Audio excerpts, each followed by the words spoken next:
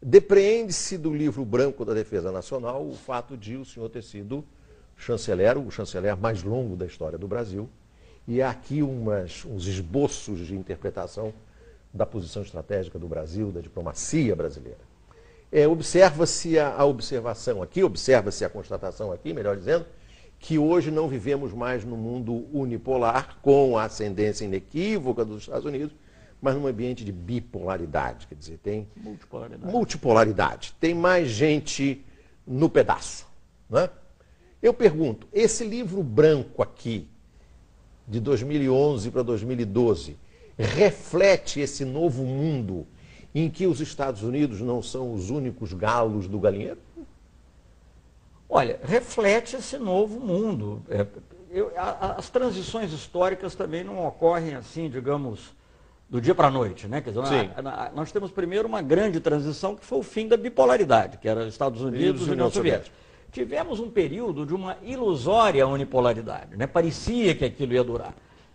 Enfim, e isso, na realidade, hoje é óbvio que não é mais assim. Foi efêmero. Porque tem um lado, claro que os Estados Unidos continuam a ser de longe a maior potência militar, mas até porque algumas armas não são, na prática, utilizáveis, né? Isso leva a que outros países também tenham influência no cenário internacional. Um deles, o Brasil.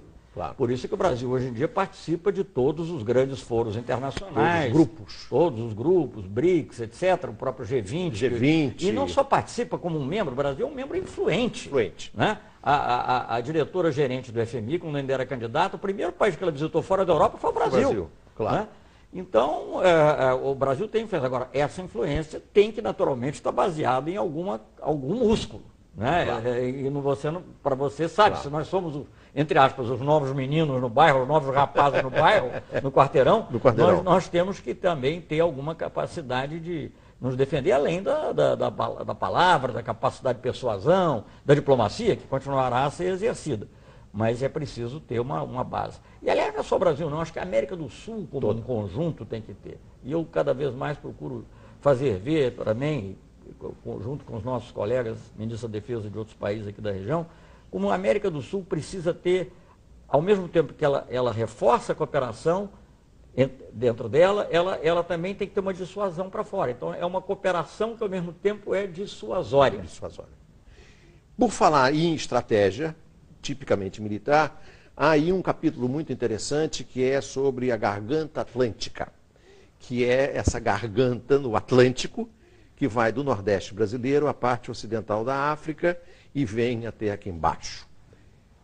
O que o Brasil faz, concretamente hoje, para enfrentar o fato de que os Estados Unidos ressuscitaram a sua quarta frota, que tinha se tornado obsoleta com o fim da Segunda Guerra Mundial, e agora a quarta frota veio visitar também a garganta atlântica, sendo que os Estados Unidos não estão nessa parte meridional da garganta atlântica. Eu vou dizer o seguinte, é claro que quando a quarta frota foi recriada e tudo isso despertou preocupação, sobretudo porque havia um contexto geral de outros problemas na região que poderiam ter motivado. Agora, também nós devemos ficar atentos a isso, temos que estar atentos a isso. Mas também não precisamos ficar, digamos assim, neuróticos. Nós temos que reforçar a nossa capacidade. Eu volto a dizer que do Brasil não tem inimigos, não é os Estados Unidos, pode amanhã ser país A, B ou C, não vem ao caso. O que nós temos é que ter a nossa capacidade e cooperar mais, não só na América do Sul, mas com a África. Né? Eu comentava que acabei há pouco tempo aqui de receber um navio patrulha oceânico que o Brasil adquiriu com o objetivo de poder construir os próximos no Brasil. Isso também é uma coisa muito importante, talvez seja um tema para você, mas enfim. E aonde ele foi? Antigamente ele iria visitar os portos europeus, ele iria a Marsella, iria, muito bonito, ou talvez fosse aos Estados Unidos, tá, tudo bem. Nós fomos à África, fomos visitar Cabo Verde, Benin, Nigéria, São Tomé e Príncipe. Então há uma diplomacia militar, né, que também está se desenvolvendo. Né? E há muita consciência nos militares da importância disso. Por exemplo, o Brasil ajudou a construir a Marinha da Namíbia. Países como Cabo Verde, que era a nossa cooperação, esses outros que eu citei também. E é muito importante que o Brasil entenda isso, e estou te respondendo a propósito da garganta atlântica. Porque também, da mesma maneira que na América do Sul a nossa capacidade de dissuasão, a nossa capacidade do não vem que não tem. Tem a ver também com a boa relação com os nossos vizinhos. Também no Atlântico isso vai depender em grande parte de uma boa capacidade de relacionamento com a África. Ministro, onde fica o submarino nuclear? Nós temos necessidade de proteger a nossa costa, principalmente, não a costa estrito senso, mas toda a zona das 200 milhas. 200 milhas, mais a plataforma continental. E qual é a vantagem do submarino nuclear? Acho até bom você fazer essa pergunta, que as pessoas às vezes não atinam imediatamente, nem têm obrigação de saber. O submarino nuclear não quer dizer um submarino com armas nucleares, é a propulsão nuclear. Sim. E qual é a grande vantagem do submarino, a propulsão nuclear em relação ao submarino convencional? É o tempo que ele fica debaixo d'água. Então é o tempo que ele é capaz de observar sem ser observado. E, portanto, a capacidade de defender sem ser atacado. Então, o submarino nuclear, fundamentalmente, tem esse objetivo. E isso está diretamente relacionado à descoberta do pré-sal? Não, o submarino nuclear já era um programa, já era um plano. Apenas a descoberta do pré-sal reforçou a necessidade. O Brasil já tinha a maior costa atlântica do mundo. Sim. Já tem. O Brasil aqui no Atlântico Sul não é por razões óbvias, até a tautologia que eu estou dizendo, é a grande massa que se defronta com o Atlântico Sul. Então precisa policiar bem, até contra outras ameaças eventuais que possam surgir, pirataria, etc. Sim. O próprio oceano, o Brasil não vai ficar, mais evidentemente a descoberta do pré-sal, a valorização dos nossos recursos da plataforma continental e da zona econômica exclusiva deram uma atualidade enorme ao projeto. Claro. A questão do submarino nuclear traz de volta, e é um tema que o seu livro branco menciona, o tema do Tratado de Não Proliferação das Armas Nucleares. O senhor é diplomata do tempo em que o Brasil resistia heroicamente, e eu me lembro do embaixador Araújo Castro, a quem entrevistei com muito orgulho, que defendia essa posição já há muito tempo. Finalmente, o Brasil, de uns tempos para cá, dos governos Collor e Fernando Henrique, assinou o Tratado de Não Proliferação das Armas Nucleares. Agora o Brasil entra num programa efetivo de produção de submarinos nucleares. Foi uma boa ideia assinar o TNP? O Paulo Henrique, eu prefiro lidar com as realidades como elas são, né? O Brasil não tem pretensão nenhuma de ter uma arma nuclear. Aliás, inscreveu isso na Constituição. A Constituição não deixa. Então, obviamente,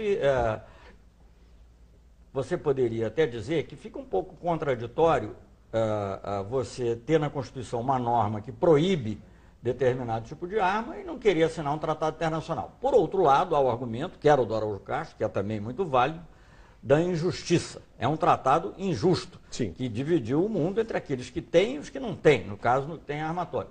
Bem, o fato é que o Brasil assinou. Então, o que eu acho que o Brasil tem que trabalhar hoje, principalmente, é para fazer com que o artigo 6º do tratado, que é o artigo... Porque as pessoas esquecem, o tratado é baseado num tripé, né? Só que um está para valer e os outros dois não muito. E o tripé qual é? Um é que os países que não têm armas nucleares não podem ter. O segundo é garantir energia nuclear para fins pacíficos, coisas que nós fazemos questão de ter. E o terceiro é a progressiva eliminação das armas nucleares dos que têm. Esse é o artigo 6º. E esse é o que tem sido menos observado. Há tentativas, eu até pessoalmente participei de mais de uma conferência, mesmo antes de ser ministro, como embaixador, no ano 2000, que estabeleceu alguns passos nessa direção, né? Há muitos programas traçados, alguns por idealistas, mas depois isso transformado em coisas operacionais, programas que permitem a eliminação das armas nucleares. Então eu acho que o que o Brasil tem é que usar a sua força moral, a sua decorrente até de ser o signatário do TNP, como é o caso da África do Sul, para colocar um país que está numa situação nesse ponto similar ao do Brasil, e que teria capacidade de fazer, se quiséssemos, né? Porque o Brasil tem capacidade de enriquecer o urânio, que é a coisa mais difícil. Claro. O resto todo, né? O Brasil tem urânio e capacidade de enriquecer. E capacidade de enriquecer urânio. Então, quer dizer, nós temos que usar a força moral para levar adiante esse objetivo, que tem que ser um objetivo de toda a humanidade, que é a eliminação total das armas nucleares. Eu até acho que o presidente Obama, há uns 3 ou 4 anos atrás, no início do mandato, até acenou nessa linha, no discurso famoso que ele fez em Praga. Depois, meio que a coisa ficou meio parada. Mas eu acho que nós temos que trabalhar e continuar liderando esse movimento.